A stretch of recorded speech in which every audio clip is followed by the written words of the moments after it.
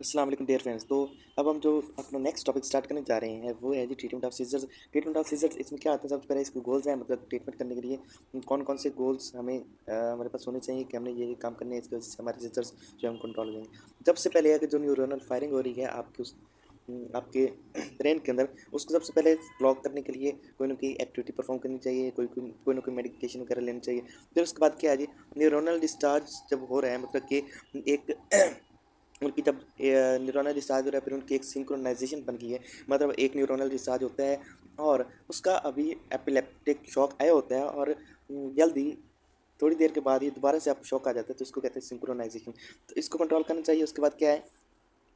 सिरसर्स की जो पार्टी में प्रेपोगेशन है उसको ब्लॉक करने के लिए, ब्लॉक करना लाजमी है ट्रीटमेंट के लिए, और इनके साइड इफेक्ट्स को कम से कम करना चाहिए। और इसके लिए एक सिंपल सी ड्रग रेजिम होनी चाहिए, ठीक है। इसमें मोनोथेरेपी रिकमेंडेड, मोस्ट ज़्यादातर केस में मोनोथेरेपी रिकमेंड की जाती है। तो इसके अब इधर स्ट्रेटजीज आ रही हैं कि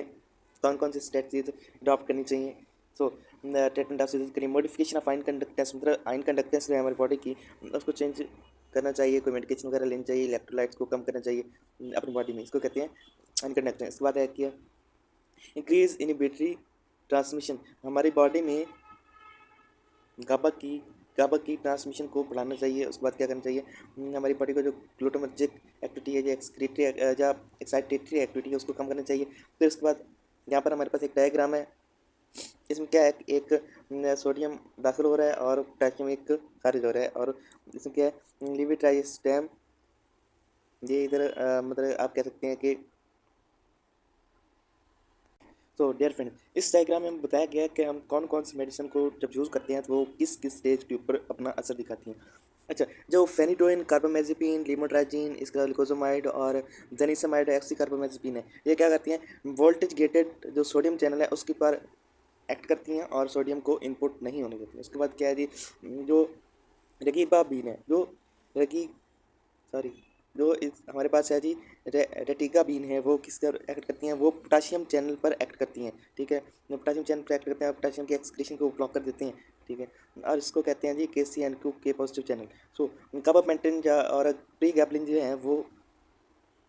इस जगह सब यूनिट पर एक्ट करती हैं और ये कैल्शियम के चैनल को ब्लॉक कर देती हैं, ठीक है। इसके बाद है जी लिविट्राइस्टम जो है, ये टैक्ट सिनेप्टिक वेसिकल के ऊपर एक्ट करती है, और ग्लूटामेट की उसको जो उसकी एक्सक्रीशन होती है उसको ब्लॉक कर देती हैं। उसके बाद हमारे पास टेटिकाबिन है, ये क्या करती हैं, यहाँ पर एक पोटेशियम चैनल होता है, ये उसको ब्लॉक कर देती हैं। और इसके बाद फल्बामेट क्या करती हैं, फल्बामेट हमारे जो सोडियम और पोटेशियम का एक चैनल है उसको ब्लॉक कर देती हैं, और इसकी वजह से क्या होता है कि इसमें से जो ग्लूटामेट है वो पास नहीं कर सकते। इसके बाद पैरम पैनल भी इस तरह का काम करता है कि वो उसके ऊपर कनेक्ट तो हो जाती हैं, लेकिन वो उसकी एक्टिविटी को रोक देती हैं बिल्कुल, मतलब उसको एक्टिव नहीं होने देती हैं, उसके अंदर एंट्री भी नहीं होने देती। तो ग्लूटामेट, अच्छा, इसके बाद आप देखें लिविड डायस्टम के डायरेक्ट वेजिकल के ऊपर एक्ट करेगा और इसको ब्रेक डाउन कर देगा, या इसकी क्या करते हैं, डिकम्पोजिशन कर देगा। नेक्स्ट हमारे पास आ रहा है जी, अच्छा, इधर है जो हमारे पास कुछ नई और कुछ पुरानी, मतलब जो पहले यूज़ होती थी वो मेडिकेशन दी गई हैं। इसमें एक तो हेडेंटोइन दी गई है जिसको फेनिटोइन भी कहते हैं, ये भी यूज़ होता है ट्रीटमेंट के लिए। बार्बिट्रेट्स दिए गए हैं जिसको फिनोबार्बिटॉल भी कहते हैं, ये यूज़ होता है। बार्बिट्रेट्स में से फिनोबार्बिटॉल यूज़ होता है इसके लिए, सीजर्स के ट्रीटमेंट के लिए या एपिलेप्सी के ट्रीटमेंट के लिए। इसके अलावा ऑक्साजोलिडोनी डायोन्स, ये ट्राईमेथाडायोन, इनको ट्राईमेथाडोन इसमें से जो है वो क्या करता है कि ट्रीटमेंट के लिए इस्तेमाल होता है। इसके बाद इथोसक्सीमाइड इस्तेमाल होता है जिसको सक्सीनामाइड्स भी कहते हैं, और एसिटाइल यूरियाज इसमें से फिनेसिमाइड इस्तेमाल होता है। और दूसरी ड्रग्स उनमें से कार्बामेज़ेपिन, लिमोट्राइजिन, वेगाबेट्रिन और बहुत सी अदर मेडिकेशन इस्तेमाल होती हैं डाइट के अंदर। नेक्स्ट है हमारे पास केमिकल स्ट्रक्चर क्लास कर इंडिकेटर एजेंट्स। इसमें केमिकल स्ट्रक्चर में कौन कौन सी आती हैं, इसमें एक बार्बिट्रेट्स हो जाती है, हेडेंटोइन हो जाते हैं, उससे ऑक्साजोलिडो ऑक्सेसो ऑक्साजोलिडिनी लीडिन डायोन्स आ जाते हैं इसके अंदर, फिर सक्सीनामाइड आते हैं, स्टाइल जूलियाज आ जाते हैं। इनके सब के क्या होता है कि तकरीबन सिमिलर स्ट्रक्चर होते हैं, बट थोड़ी बहुत डिफरेंसेस वगैरह हो सकती हैं। ठीक है, बार्बिट्रेट्स, हेडेंटोइंस, ऑक्साजोलाइड्स, और इसके अलावा सक्सीनामाइड्स और एसिटाइल जूलियाज। सो नेक्स्ट है जी हमारे पास स्ट्रक्चरली सिमिलर ड्रग्स, मतलब डिसिमिलर ड्रग्स, वो ड्रग्स जो कि बिल्कुल आपस में सिमिलर है ही नहीं। एक तो उसमें कार्बामेज़ेपिन है, वेल्प्रोइक एसिड है और बेंजोडाइज़ेपिन है, ठीक है। और नेक्स्ट है हमारे पास जो नए कुछ नए कंपाउंड दिए गए हैं, मतलब जो न्यू ड्रग्स आई हैं इस एंटी एपिलेप्सी के, उसमें आ जाता है जी फेल्बामेट, गाबापेंटिन, इसका लिमोट्राइजिन और टिगापिन, सोटपिरामेट और विगाबेट्रिन। तो नेक्स्ट है हमारे पास the classification on the basis of seizures, seizures की बेसिस पर ड्रग्स की क्लासिफिकेशन की गई है, मतलब कि किस किस्म के सीजर में किस किस्म की ड्रग्स इस्तेमाल होंगी। द नेक्स्ट इफेक्ट है against partial and generalise seizure, जो वो ड्रग्स जो पार्शियल और जनरलाइज सीजर में एक्टिव होती हैं या उनको पर इफेक्ट करती हैं, उनको सबसे पहले डिस्कस किया इनमें क्या है। सो जो ड्रग्स पार्शियल या जनरलाइज्ड और टोनिक के इस्तेमाल में उसमें एक फेनिटोइन है और एक कार्बामेज़ेपिन है। Phenytoin, carbamazepine, valproate, barbiturates. Phenytoin, carbamazepine, valproate, barbiturates ये पार्शियल सीजर्स के लिए इस्तेमाल होती हैं, ठीक है, और जनरलाइज सीजर के लिए इस्तेमाल होती है जिसमें टोनिक सीजर आ जाते हैं। फिर नई ड्रग्स जो इसमें इस्तेमाल होती हैं उनमें आ जाती हैं लिमोट्राइजीन और लिविट्राइसिटम, लिमोट्राइजीन, लिविट्राइसिटम, पेनमपेनल, फिनामाइड और गाबापेंटिन, जिसके अलावा ऑक्सकार्बा ऑक्सकार्बेज़ेपिन, प्रीगैबलिन, टोपिरामेट, वेगाबेटिन, रिटिगाबिन और जोनिसामाइड, ठीक है। तो नंबर जो नई ड्रग्स आती हैं इस्तेमाल होती है इसमें आ जाते हैं जी लिमोट्राइजीन आ जाता है, एक लिविट्राइसिटम है, पेनमपेनल है, रिफिनामाइड है और इसके अलावा गाबापेंटिन है, ऑक्सकार्बेज़ेपिन है, प्रीगैबलिन है, टोपिरामेट है, वेगाबेटिन है, रिटिगाबिन और जोनिसामाइड आ जाते हैं। Drug effect only against absence seizures और कन्वर्जन, इसमें इथोसक्सीमाइड और वेलप्रोएट आ जाते हैं। इथोसक्सीमाइड और वेलप्रोएट आ जाते हैं और ड्रग्स के लिए जो सीजर्स एब्सेंट सीजर्स या कन्वर्जन के लिए इस्तेमाल होते हैं। Drugs effective against stative epilepticus के लिए जो ड्रग्स यूज होती हैं उसमें आप देखिए इस ड्रग्स। अच्छा ये देखिए इधर है जो सोडियम चैनल ब्लॉकर्स आ जाते हैं इसमें, जिसमें सोडियम, अच्छा यहाँ भी ये भी क्लासिफिकेशन एक तरह की देखी है इसमें। अगर पहले आप देखें तो इसमें सोडियम चैनल ब्लॉकर्स इसमें कौन कौन से, इसमें फेनिटोइन आ जाता है, कार्बापेजिपिन।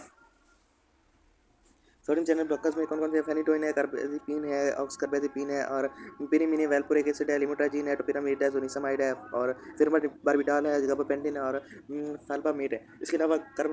जो कैल्शियम चैनल ब्लॉकर्स अगर आप देखें तो इसमें इथोसक्सीमाइड है, फिरमाबिटाल है, जिनोसामाइड है। तो ड्रग्स जो क्या करती हैं, जो गाबा को पोटेंशिएट करते हैं उन ड्रग्स में आ जाती हैं जी increase opening time of channel का ओपनिंग टाइम बढ़ा देती है, जिसमें आती हैं बार्बिट्रेट्स जिसमें है फिनोबार्बिटल। क्या करते हैं इसके बाद increase frequency opening of channel, जो चैनल एक ओपन हो रहा है उसकी फ्रिक्वेंसी क्या करते हैं इंक्रीज करते हैं। इसमें बेंजोडाइज़ेपिन आते हैं जिसमें डायज़ेपिम है, रेज़ेपिम है और क्लोनाज़ेपिम है। इसके बाद ये स्नैप्स आपकी जो सिनेप्टिक वेसिकल्स हैं या आपकी जो स्नैप्स है उसके अंदर क्या करते हैं इंक्रीज कर देते हैं गाबा को इसमें, और इसमें ये आ जाती है ड्रग वेलप्रोएट इंक्रीज गाबा मेटाबॉलिज्म जो बढ़ाते हैं उसमें आ जाती है गाबापेंटिन। इसके अलावा जो इंक्रीज करते हैं गाबा के रिलीज को वो भी गाबापेंटिन है, और जो गाबा ट्रांस अमाइनेज को ब्लॉक करती है और गाबा की मेटाबॉलिज्म को इंक्रीज करते हैं उसमें विगाबेटिन है, और जो गाबा ट्रांसपोर्टर को ब्लॉक करता है उसमें वेलप्रोइक एसिड और डेगाबीन आ जाता है। फिर इसके बाद ये जो वो ड्रग्स जो फैसिलिटेट करती हैं किसको, ग्लूटामिक एसिड डी कार्बोक्सिलेज को और गाबा की सेंसिटिव बढ़ाती हैं, इसमें भी वेलप्रोइक एसिड आ जाता है। इसके बाद क्या है जी काइनेट एंड एम्पा रिसेप्टर ब्लॉकर्स, इसमें जो ड्रग्स आते हैं उसमें टोपिरामेट है। सो नेक्स्ट है हमारे पास, सो डेयर फ्रेंड जो हमारा आगे ड्रग्स शुरू हो रही हैं उसमें सबसे पहले आ रहा है जो हमारे पास फेनिटोइन। फेनिटोइन क्या करता है, ये एक ओल्ड ड्रग है और ये नॉन सेडेटिव होती है, सेडेशन वगैरह इसमें नहीं होती, और ये भी एपिलेप्सी के लिए यूज़ होती है। इसमें एक ड्रग है जी फॉज फेनिटोइन, ठीक है, ये इसी का एक डेरिवेटिव है और ये किसके लिए यूज़ होता है, पेरेंटली इसको यूज़ किया जाता है और ये यूज़ होता है फेटल हाइड्रोटोइन सिंड्रोम। ये करता क्या है कि ये सोडियम, कैल्शियम और इसके अलावा पोटाशियम की कंडक्टेंस को रोक देता है, ठीक है, उसको चेंज कर देता है। और इस वजह से क्या होता है, जो रिपीटेटिव फायरिंग हो रही होती है न्यूरॉन्स की या इम्पल्सिस की, उसकी ये फ्रिक्वेंसी को लो कर देता है या उसको बिल्कुल रोक देता है। इसकी वजह से क्या होता है कि हमारी जो न्यूरोनल मेम्ब्रेन्स हैं उनका पोटेंशियल कम होता है और जो सीजर वगैरह आने का एक सीक्वेंस है वो कम हो जाता है, ठीक है। और इसके बाद ये क्या करता है कि ACH, गाबा और एनी के उसको जो इसका जो एक मैकेनिज्म चल रहा होता है उसको चेंज कर देता है या उसकी रिलीज को चेंज कर देता है, ठीक है। और इसके बाद क्या करता है टॉक्सिसिटी, इसके बाद टॉक्सिसिटी क्या क्या हो सकती है, अच्छा ये टॉक्सिक हो सकता है और निस्टैगमस हो सकता है, repeated involuntary oscillatory movement of the eye ball, जो हमारी आई की बॉल है, जो हमारी आई बॉल है उसको क्या करता है इसकी ऑसिलेटरी मूवमेंट होने लग जाती है, इनवॉल्यूंटरी इसका मतलब पता नहीं चलता या हम इसको कंट्रोल नहीं कर सकते, इसको कहते हैं एटॉक्सिया और एटॉक्सिया हो सकता है इसकी वजह से, और इसके बाद निस्टैगमस हो सकता है जिसको involuntary oscillatory movement eye ball होती है जो। अच्छा इसके बाद कोग्निटिव ट्रीटमेंट इम्पेयरमेंट हो सकती है इसकी वजह से, फिर हिर्सुटिज्म हो सकता है इसकी वजह से, और जिंजाइवल हाइपरप्लासिया हो सकता है इसकी वजह से, और कोर्सनिंग ऑफ फेशियल फीचर्स हो सकती है इसकी वजह से, हमारे जो फेस के फीचर्स हैं वो चेंज हो सकते हैं, मतलब जैसे एक्ने वगैरह बन सकती है या कोई और चीज़ें भी हो सकती है। So dose dependent zero order kinetics, dose dependent zero order kinetics होती है। इसमें मतलब कि इसमें कोई ऑर्डर एक काइनेटिक ऑर्डर को मतलब कि इसकी जो डोज है वो किस तरह से होती है,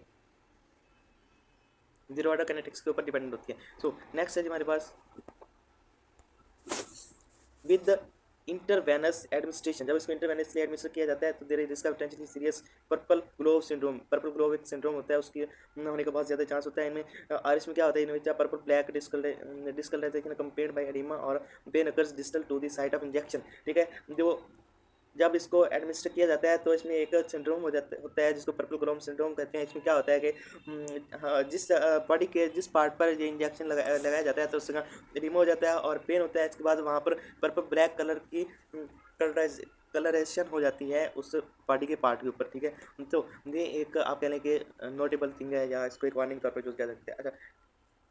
इसी में आगे एक आ रहा है जी ये। अब यहाँ पर आपको पता चलेगा कि फेशियल जो फीचर्स का क्वेश्चन बताई जा रही थी वो क्या है। ये है जी कि फेशियल फीचर्स का चेंज होना उनका ड्रोन में। ठीक है, इसमें क्लेफ्ट लिप पे एक सबसे पहले दिखाया गया था क्या है कि एक जो होंठ है उसके बाद चीरा पड़ जाता है। ये अक्सर वो बच्चों में एक लाइक फ्रॉम द बर्थ चीज़ होती है, उनको जेनेटिक अल्ट्रेशन वगैरह की वजह से। नेक्स्ट है जी हमारे पास effects of three epileptic drugs on the high frequency discharge of cultured. ठीक है, फ्रीक्वेंसी के क्या कहते हैं उसको, देखिए जी ये जो हमारी पिक्चर है ये क्रिटिज्म बुक से ली गई है और ये क्या इसमें दिखाया गया है कि जब एंटी एपिलेप्टिक ड्रग ली जाती है तो उसका किस तरह से इफेक्ट होता है। अब एक तो ये है कि सबसे पहले यहाँ पर आप कह सकते हैं कि एक नॉर्मल पेशेंट मतलब एक पेशेंट दिखाया गया कि उसमें पहले इस तरह की होती है, जब फेरिटोन लिया जाता है तो उसका अगर EEG ग्राफ लिया जाए तो इस तरह का आएगा, अगर कार्बामेज़ेपिन ली जाए तो इस तरह का आएगा, और अगर सोडियम वेलप्रेट ली जाए तो इस तरह का आ जाएगा। सो नेक्स्ट है जी हमारे पास इसके बाद कार्बामेज़ेपिन ड्रग आ जाती है हमारी। इससे पहले हमने पढ़ी है जी फेनिटोइन। फेनिटोइन के बाद अब हमारे पास है जी कार्बामेज़ेपिन। कार्बामेज़ेपिन क्या है, ये एक ट्राई साइक्लिक और एक एंटी डिप्रेसेंट ड्रग है। ठीक है, और ये बाइपोलर होती है। एक ट्राई साइक्लिक है, इसमें 3 साइकिल्स मौजूद होते हैं जो कि तकरीबन मैं मतलब लुकिंग लाइक इसकी तरह हो सकते हैं, क्या कहते हैं उसको, बेंजीन की तरह, but they are not totally benzene. So 3D conformation similar to the phenytoin की जो लाइक स्ट्रक्चर है वो तकरीबन फेनिटोइन के जैसे ही होता है। इसका मैकेनिज्म एक्शन है इसका वो भी फेनिटोइन की तरह का होता है। आज क्या करते हैं, हाई फ्रिक्वेंसी रिपीटिव फायरिंग को इनिबिट करते हैं। ठीक है, जो रिपीटिव फायरिंग हो रही होती है न्यूरॉन इम्पल्सेस की, उसको ये इनिबिट करते हैं। और ये क्या करते हैं, सिनेप्टिक एक्टिविटी जो प्री सिनेप्टिकली हो रही होती है मतलब तो उसको ये कम करते हैं। और सिनेप्टिक एक्टिविटी प्री सिनेप्टिकली मतलब प्री सिनेप्टिकली किसी सिनेप्स के डिस्चार्ज होने से पहले ही किसी सिनेप्स से मतलब सिनेप्स के दरमियान कोई जिस तरह की आप कह सकते हैं कोई इस तरह कोई सिनेप्स है तो उसके दौरान जो आप विजिकल आ रहे हैं यहाँ से यहाँ पर इस समय पर वो एक्ट करेंगे और इन विजिकल की रिलीज को रोक देंगे। इसको कहेंगे प्री सिनेप्टिक एक्टिविटी, क्योंकि उनकी रिलीज होने से पहले ही उसको रोक देते हैं। ठीक है, तो इसके बाद क्या होता है, ये एडिनोसिन रिसेप्टर के साथ बाइंड करते हैं, एडिनोसिन रिसेप्टर के साथ ये बाइंड करते हैं। और इसके बाद क्या होता है, ये इनेबल करते हैं अपटेक को और रिलीज ऑफ एनी। ठीक है, और बट नॉट गाबा मतलब लेकिन गाबा के रिलीज को ये इनेबिट नहीं करते। ठीक है, और क्या कहते हैं, potentiates post synaptic effects of GABA metabolite in activity. GABA metabolites की पोस्ट सिनेप्टिक इफेक्ट्स को क्या करते हैं, पोटेंशिएट करते हैं। नेक्स्ट है हमारे पास टॉक्सिसिटी, इसकी किस तरह हो सकती है, ऑटो इंडक्शन ऑफ मेटाबॉलिज्म हो सकता है, इसकी वजह से नोजिया हो सकता है, विजुअल डिस्टर्बेंस में देखने में प्रॉब्लम आ सकती है, मतलब धुंधलाहट वगैरह आंखों से हो सकती है, और ग्रैन्युलोसाइट डिप्रेशन हो सकती है। इसके अलावा एप्लास्टिक एनीमिया हो सकता है इसकी वजह से, और क्या कहते हैं अब सेंसेसर्स को ये एक्सरबेट करता है। सो नेक्स्ट है हमारे पास ऑक्स कार्बामेज़ेपिन। ऑक्स कार्बामेज़ेपिन क्या होता है, रिलेटेड टू होता है एक्चुअली कार्बामेज़ेपिन के रिलेटेड होता है ऑक्स कार्बामेज़ेपिन। फिर टॉक्सिक इम्प्रूव्ड इसकी जो टॉक्सिसिटी प्रोवाइड है वो बहुत ज़्यादा इंप्रूव है, मतलब कि इसमें टॉक्सिसिटी कोई बहुत ज़्यादा नहीं होती। ठीक है, ये कार्बामेज़ेपिन के तकरीबन रिलेटेड है, मतलब कार्बामेज़ेपिन के रिलेटेड है तो इसका मतलब फेनिटोइन के भी रिलेटेड हो गया। तो नेक्स्ट पॉइंट 10 कार्बामेज़ेपिन से ये कम असर करती है। ठीक है, इसलिए जो एक्टिव मेटाबोलाइट्स इसके जो मेटाबोलाइट्स आज ये क्या करती है, ये मेटाबोलाइट्स को एक्टिव करती है, और इसका जो मैकेनिज्म एक्शन है वो भी तकरीबन कार्बामेज़ेपिन के सिमिलर होता है। ये क्या करती है, सोडियम की कंडक्टेंस को चेंज कर देती है और जो है हाई फ्रीक्वेंसी फायरिंग को रोक देती है। सो हाइपर न्यूट्रीमिया, अच्छा यहाँ पर क्या हो जाता है टॉक्सिसिटी इसकी ये है कि इसकी वजह से हाइपरनेट्रीमिया हो सकता है और लेस हाइपर सेंसिटिविटी इसकी हाइपर सेंसिटिविटी कम हो सकती है और induction of hepatic enzyme then with अच्छा इसमें क्या होता है कि जो हमारे लिवर के एंजाइम्स वगैरह हैं उनके इंडक्शन को ये अच्छा जो इधर हमारे लिवर के एंजाइम्स होते हैं उनको ये रोक देती हैं और इसकी वजह से मेटाबॉलिज्म वगैरह में या इस तरह की कुछ प्रॉब्लम्स आ सकती हैं थोड़ी बहुत तो कार्बाइजिपिन हो गया हमारे पास फिनोबार्बिटल इसके बाद हमारे पास आ सकता है ये क्या है it is oldest anti epileptic drug ये एक ओल्ड एंटी एपिलेप्टिक ड्रग है ओल्डेस्ट है मतलब ये तकरीबन जो इसके डिस्कवर हुई थी इसकी ड्रग्स एपिलेप्सी उनमें से तकरीबन ये सबसे ओल्डेस्ट में से एक आ जाती है इसके बाद क्या है इसको क्या कंसीडर किया जाता है कि इसको एक बहुत ज़्यादा इफेक्टिव ड्रग कंसीडर किया जाता है और इसका सेडेटिव इफेक्ट भी होता है इसका स्टेशन हो सकती है मतलब ऊँग नींद वगैरह आ सकती है सो बहुत से जो लोग हैं इनको ड्रग ऑफ चॉइस समझा जाता है मतलब कि जब किसी को कोई सीजर वगैरह आए किसी भी पेशेंट में कोई स्पेशली तौर पर छोटे बच्चों में चिल्ड्रन में या इन्फेंट्स में तो उसके लिए इसको एक ड्रग ऑफ चॉइस समझा जाता है सबसे पहले इस ड्रग के बारे में सोचा जाता है तो एसिड बेस बैलेंस को ये क्या कहते हैं इंपॉर्टेंट होता है इसके अंदर और ये किसके लिए यूज़ होती है पार्शियल सीजर के लिए जनरलाइज टोनिक सीजर्स के लिए और फेबाइल सीजर्स के लिए भी ये बहुत ज़्यादा यूजफुल है और ये कोलिन के चैनल्स को क्या करती है प्रोलॉन्ग करती है और इसके अलावा ये एक्साइटेटरी ग्लूटामेट चैनल्स को ब्लॉक करती है और उसके रिस्पॉन्स को ब्लॉक करती है और ये ब्लॉक करती है असल में CA2+ के करंट्स को मतलब CA2+ को इंटर नहीं होने देती स्नैप्स के अंदर और इसकी वजह से ब्लॉक करती है ग्लूटामेट के रिस्पॉन्सेज को और ये इसी की मदद से ये क्या करती है इनहिबिट करती है हाई फ्रिक्वेंसी रिपीटेटिव जो फायरिंग हो रही होती है उसको तो टॉक्सिसिटी इसकी क्या है इसका सेडेशन हो सकती है कॉग्निटिव इंपेयरमेंट हो सकती है ठीक है बिहेवियरल चेंजेस आ सकती हैं और इसके अलावा क्या है इंडक्शन ऑफ लीवर हो सकती है इसमें ठीक है जी लीवर के एंजाइम्स को इंडक्शन करवाती हैं उनको रोक देती हैं और ये क्या कहते हैं इसकी वजह से अब्सेंट सीजर या अगर एटोनिक सीजर हो रहे हैं तो वो पहले से भी ज़्यादा ख़राब उनकी हालत हो सकती है सो नेक्स्ट है जी प्राइमिडोन क्या करता है प्राइमिडोन बेटबोलाइज होकर फिर बारबिटाल बनाता है और फिनाइल इथाइल मेलानामाइन बनाता है ठीक है और ये दोनों एक्टिव मेटाबोलाइट होते हैं क्या करते हैं कि ये पार्शियल और जो टोनिक क्लोनिक सीजर्स हैं उनमें बहुत ज़्यादा इसका इफेक्ट होता है और ये कम्प्लीटली तौर पर ऑब्जर्व हो जाते हैं और ये जो प्लाज्मा प्रोटीन है उनके साथ बहुत कम बाइंड करते हैं ठीक है और इसको क्या करना चाहिए स्लोली स्टार्ट करना चाहिए जब इसका ट्रीटमेंट स्टार्ट किया जाए ताकि इसकी वजह से सेडेशन वगैरह ना हो और कोई GI प्रॉब्लम ना हो मतलब गैस्ट्रोइंटेस्टाइनल प्रॉब्लम्स वगैरह ना हो तो इसका जो मैकेनिज्म एक्शन है वो तकरीबन फिनोडोन के साथ रिलेटेड होता है और टॉक्सिसिटी क्या है टॉक्सिसिटी इसकी तकरीबन फिर बारबिटाल की जैसी होती है और स्टेशन अगर इसकी वजह से स्टेशन बहुत ज़्यादा हो सकती है इसके अलावा गैस्ट्रोइंटेस्टाइनल कंप्लेंट्स भी आ सकती हैं इसकी वजह से सो ये वेलपुरेट क्या करता है जी वेलपुरेट हमारी जो बॉडी की pH है उस पर टोटली तौर पर आयोनाइज हो जाता है और इनकी जो आयोनाइजेशन होने के बाद इसकी जो एक्टिव फॉर्म बनती है वो होती है वेलपुरेट आयन ठीक है जी इसके बाद क्या है कि ये होता है one of the series of carboxylic acid में से एक होता है और इनमें एंटी एपिलेप्टिक एक्टिविटी होती है ठीक है इट्स अमाइड्स और एस्टर्स जो इसके अमाइड्स और एस्टर वगैरह बनते हैं जब इसका मेटाबोलाइज होता है ये तो वो भी एक्टिव होते हैं ठीक है इसका मैकेनिज्म एक्शन जो है वो फेनिटोइन के जैसे ही होता है तकरीबन मतलब कि ये कैल्शियम की डिस्चार्ज को रोक देते हैं जिसकी वजह से क्या होता है कि जो एक रिपीटिव फायरिंग हो रही होती है न्यूरॉन्स की वो बंद हो जाती है ठीक है और mechanism action similar to phenytoin होता है तकरीबन और इसके अलावा ये क्या करता है इंक्रीज करता है गाबा के लेवल्स को ब्रेन के अंदर और ग्लूटामिक एसिड डीकार्बोक्सिलेज की जो एक रिलीज हो रहा है उसको ये फैसिलिटेट करते हैं ठीक है और नेक्स्ट है हमारे पास इधर दी गई हैं कि 3 एपिलेप्टिक ड्रग्स दी गई हैं 3-4 एपिलेप्टिक ड्रग्स दी गई हैं इधर की 3 दी गई हैं फेनिटोइन कार्बापेजिपिन और वेलपोरेट और इनका फिर एक्टिविटी दिखाई गई है कि ये जब एक्टिव करती हैं तो ये किस हद तक इसकी जो न्यूरोनल डिस्चार्ज होता है उसको रोक लेती है अब ये तो एक नॉर्मल आई है जब फेनिटोइन लिया जाता है तो फेनिटोइन इसकी जो न्यूरोनल डिस्चार्ज है उसको बहुत ज़्यादा रोकता है इस पर कार्बामेजिपिन दिया किया है कार्बामेजिपिन किसी हद तक रोकता है लेकिन इसमें टोटली उसको फिनिश नहीं करता ठीक है सोडियम वेलपोरेट जो है इसमें भी थोड़ा बहुत जो एक न्यूरोनल डिस्चार्ज की एक एक्टिविटी है वो थोड़ी बहुत रह जाती है लेकिन मोस्टली ये उसको तकरीबन ब्लॉक कर देता है ठीक है सो नेक्स्ट है हमारे पास जो ड्रग आ रही है वो इथोसक्सीमाइड क्या है इसको अब्सेंट सीजर के लिए इस्तेमाल किया जाता है और ये क्या होती है ये एक हाई फ्रिक्वेंसी की ड्रग है और इसके लिए सेफ्टी की ज़रूरत होती है ठीक है और ये क्या प्लाज्मा प्रोटीन या बॉडी फैट्स के साथ बिल्कुल बाइंड नहीं करती और इसका मैकेनिज्म एक्शन क्या है कि ये जो एक कैल्शियम चैनल इसका मैकेनिज्म एक्शन ये है कि ये क्या करता है कि ये हमारे ब्रेन के अंदर जो एक पार्ट होता है जिसको थैलेमस कहते हैं उसमें T टाइप चैनल पर ये कैल्शियम चैनल्स का जो थ्रेशोल्ड होता है कैल्शियम की एक्टिविटी हो रही होती है कैल्शियम का जो इनपुट आउटपुट हो रही होती है उसको ये रिड्यूस करता है कम करता है जिसकी वजह से क्या होता है रिपीटेटिव फायरिंग हो रही होती है उसके रिड्यूस करने में काम आते हैं। सो अगर इस हाई कंसंट्रेशन में इसको लिया जाए तो ये क्या कर सकता है, ये क्या सोडियम और पोटेशियम और एटीपी की एक्टिविटी को इनहिबिट कर देता है। और ये क्या करता है, हमारी जो सेरिब्रल मेटाबॉलिक रेट है, हमारी जो सेरिब्रल कॉर्टेक्स है, उसमें एक मेटाबॉलिज्म हो रही होती है सोडियम पोटेशियम और एटीपीज की, उसको ये डिप्रेस कर देता है, उसको ये रोक देता है। उसकी वजह से क्या होता है कि ये गाबा अमाइनो ट्रांसफरेज को भी इनहिबिट करता है और इसमें जो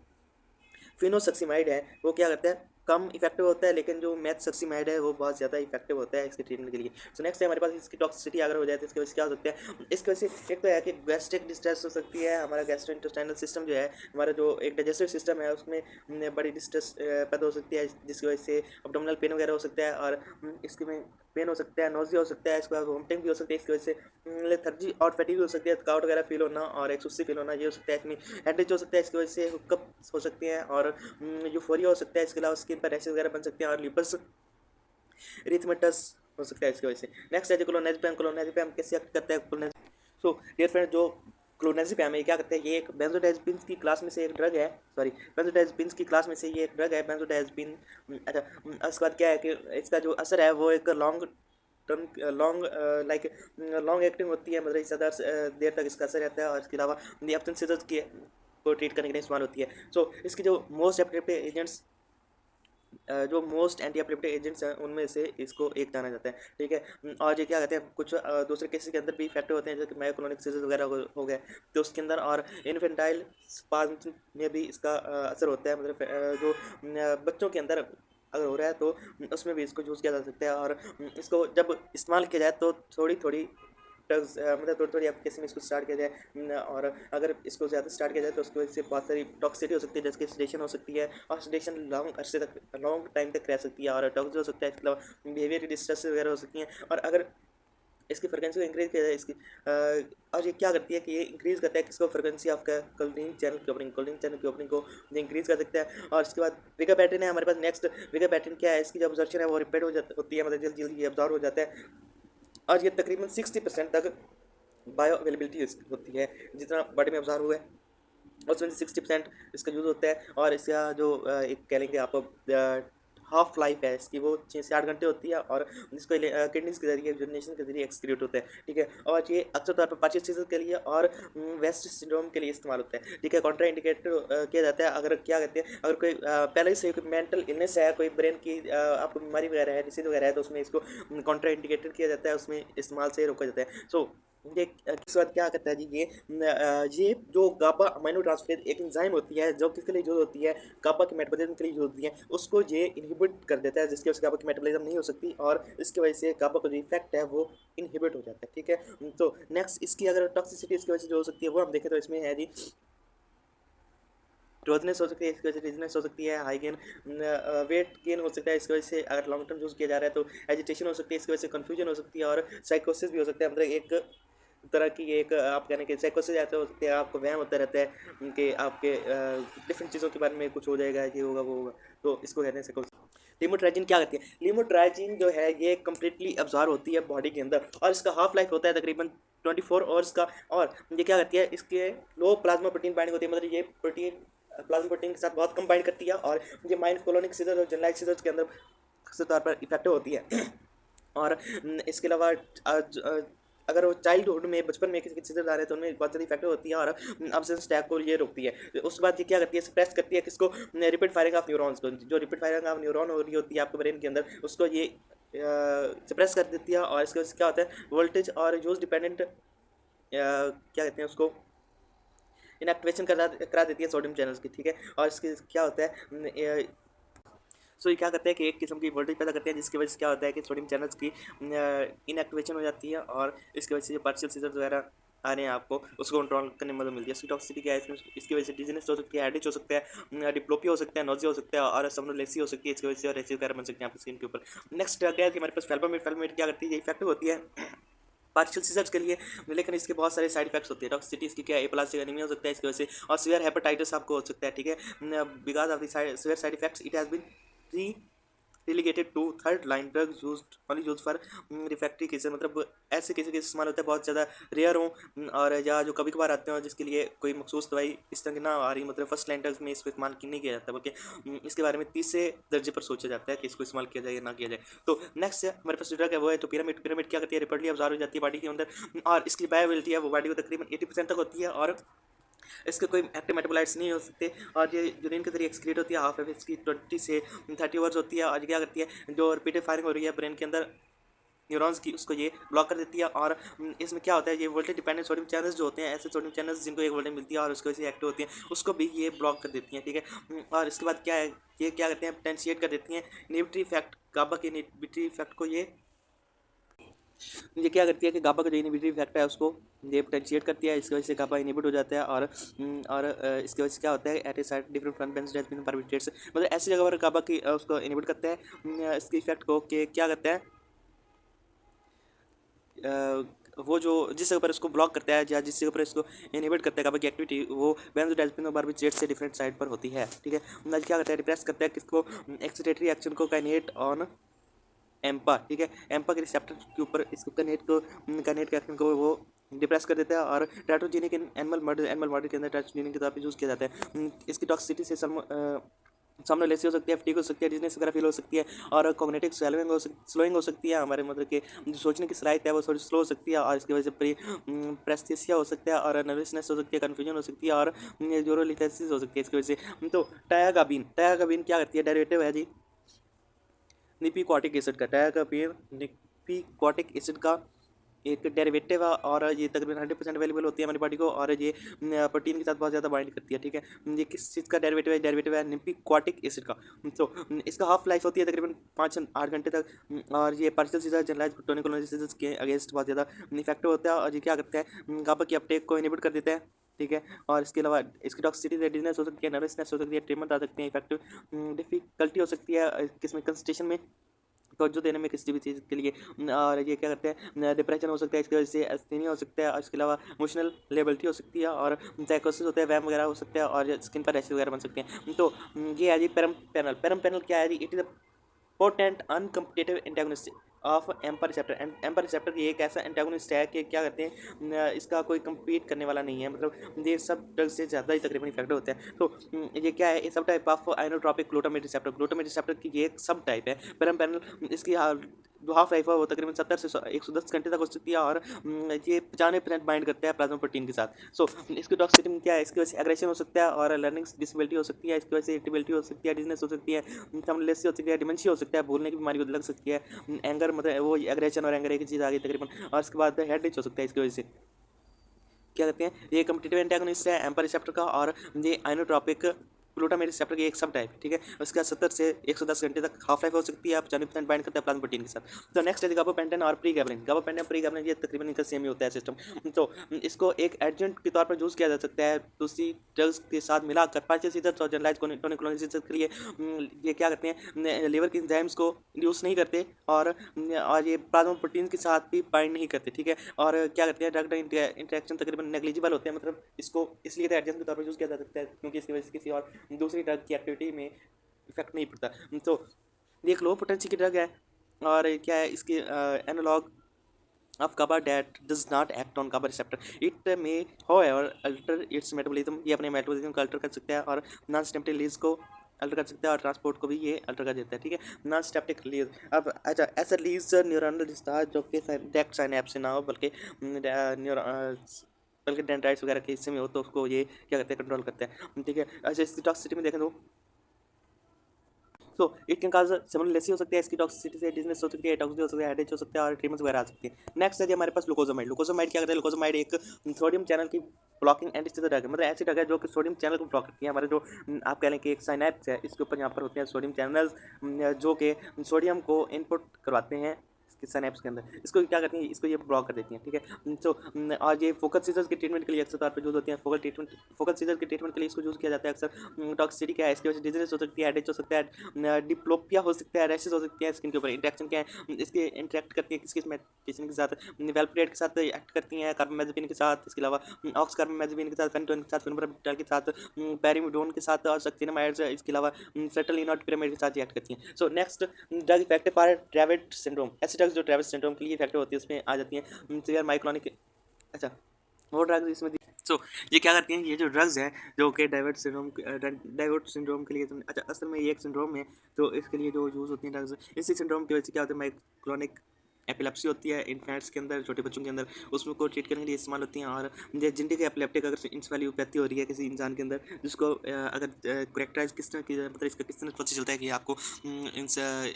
एपिलेप्टिक इंसेफेलोपैथी हो रही है और जिनटिक है, तो इसमें क्या होता है कि जनरलाइज्ड और इसके अलावा फोकल सीजर्स आते रहते हैं थोड़ी देर बाद, और एब्सेंट सीजर भी आते हैं, एटोनिक सीजर भी आ सकते हैं, और वन साइडेड हेमी कन्वल्सिव या फोकल सीजर भी आ सकते हैं। सो इसके लिए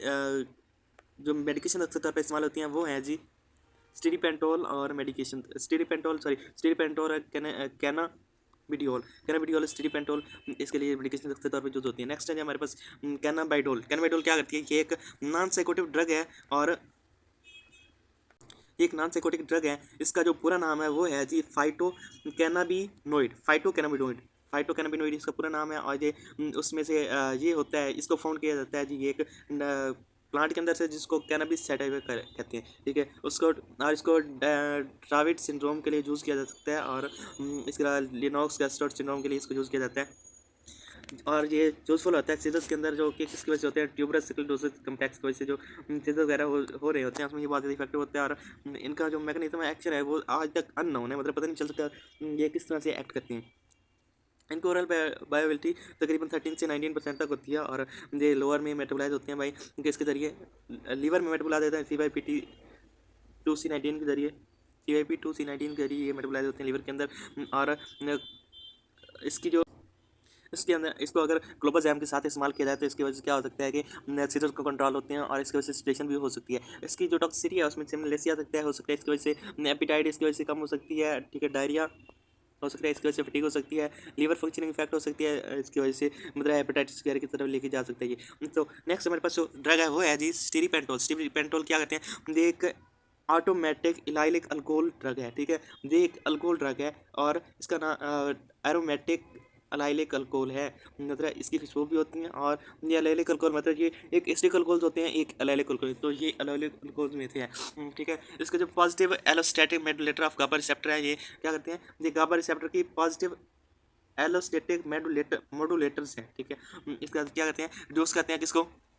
फ्रिक्वेंसी या प्रोलॉन्ग सीजर, ऐसे सीजर जो ज़्यादा अच्छा ले जाएँ उनको ये कंट्रोल करने के लिए इस्तेमाल होते हैं सीजर्स के अंदर और ग्रेविड सिंड्रोम के अंदर। और इसमें क्या है, efficacy approved in various animal seizures model, मतलब बहुत सारे एनिमल्स में जो सीजर पैदा होते हैं उसमें इसको अप्रूव कर दिया गया है। सो नॉन लीनियर फार्माकोकाइनेटिक्स में आती हैं ये, और इसके अलावा करेंट से डिक्रीज डोज इंक्रीज, ठीक है। तो इसकी फार्माकोकाइनेटिक्स में जो है क्या होता है कि जितनी ज़्यादा इसको इस्तेमाल किया जाएगा, मतलब जितनी ज़्यादा इसकी इंटेक की जाएगी उतनी इसकी क्लियरेंस कम होती जाएगी, ठीक है। इसकी सिडेशन, इसकी वजह से टॉक्सिसिटी जो है, सिडेशन हो सकती है, टॉक्सिनेस हो सकती है, एपेटाइट कम हो सकती है, टॉक्सिक हो सकता है, डिप्लोपिया हो सकता है, नोसी हो सकती है, एब्डोमिनल पेन हो सकता है, मेंटल फंक्शन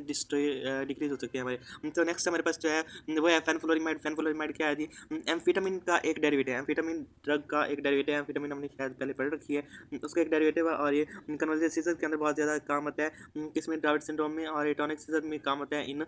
लिनॉक्स गैस्ट्रोड सिंड्रोम में। सो और ये क्या करता है, इनेबल करता है सेरोटोनिन क्रिया अपटेक को, जो सेरोटोनिन हम अपडेट कर रहे होते हैं उसको ये इनेबल करता है। और नॉरफेनफ्लोरामाइन को इसका एक मेन मेटाबोलाइट होता है, और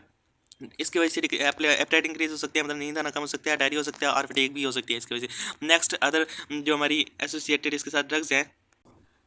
हमारी इसके साथ जो अदर एसोसिएटेड ड्रग्स हैं उनमें से एक टोनिसमाइड आ सकता है, ठीक है। इसका भी मैकेनिज्म एक्शन अननोन है अभी तक। डिफिनामाइड आ सकता है, इसका मैकेनिज्म भी अननोन है अभी तक, जिसकी वजह से इसको एक्सप्लेन नहीं किया गया अच्छी तरह। सो इसके अलावा लेविटेरेस्टेम या जो है क्या कहते हैं उसको बेवरेस्टेम, ये क्या करते हैं, ये mechanism action SV2 protein modulation protein SV2 जो प्रोटीन है उसको उसकी ये मॉड्यूलेशन करते हैं, ठीक है। और विगाबैक्टीन जो है मैकेनिज्म एक्शन क्या करते हैं, मैकेनिज्म एक्शन इसका ये है कि ये इरिवर्सिबल इनहिबिटर होते हैं किसके, गाबा ट्रांसफेरेज के, गाबा ट्रांस अमाइलेज के ये इरिवर्सिबल इनहिबिटर्स होते हैं। थैंक यू फॉर वाचिंग, अल्लाह हाफिज़।